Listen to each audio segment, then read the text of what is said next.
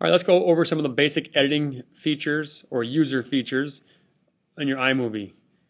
We talked about the 5 icon functions over here. You're going to use those most often. Okay, you already know what they are. Using the crop button right here in the middle, this icon, when I click on it, I can crop my photos by clicking on the photo. This one says now I have the Ken Burns effect on there. Most times you're probably not going to want to do that. You may. Most times you're just going to want to fit the project. I always most times just hit fit so that the whole picture will show up in my project. Make sure every time you're done with cropping or fitting that you hit done and you can choose another picture.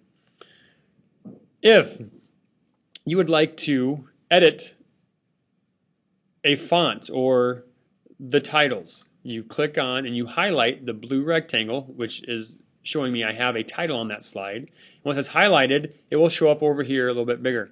Then from here I can go through and I can change whatever's written on those slides. I can change the fonts by clicking on the fonts, going through, and you'll see that they'll change as I click them. Okay, we'll just leave it, or maybe we'll change it to Futura Medium.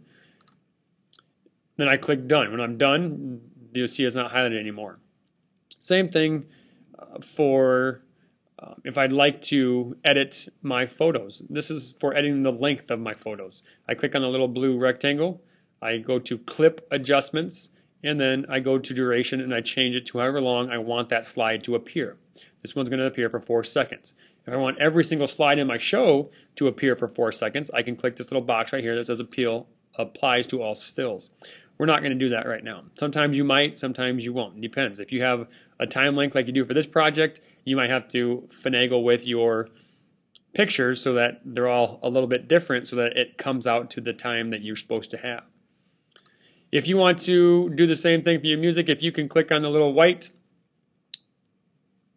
rectangle, you can go to audio adjustments for the music, and you can use the one you're going to use the most is the fade out, where you're going to have it the music will stop over a span of 3 or 4 seconds and not just all at once.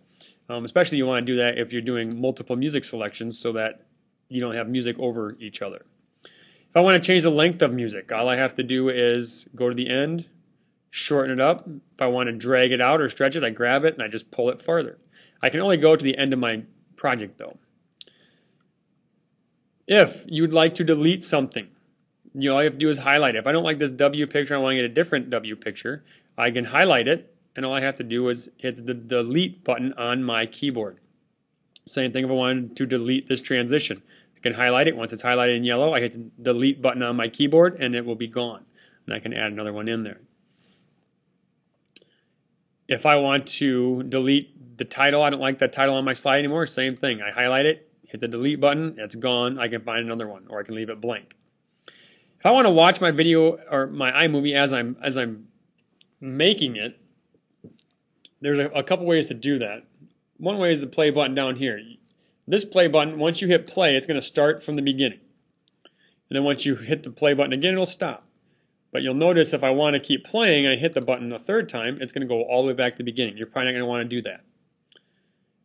You're probably going to want to move this red line to wherever you want it in your project and use the space bar. The space bar will play and then stop it in certain spots. So if I hit the space bar right now, it's going to play from there. If I hit the space bar again, it stops. If I hit it a third time, it just keeps going from where we were at. That's a lot easier way to see what it is you're making instead of starting over every time. If you want to use this button is for a full screen mode. You're probably not going to use that unless you're all done with your project and you want to see what it's going to look like full screen. Those are some of the easy functions, easy editing tools that you'll use during your iMovie. Those are the ones that you'll use the most. So hopefully that will be helpful.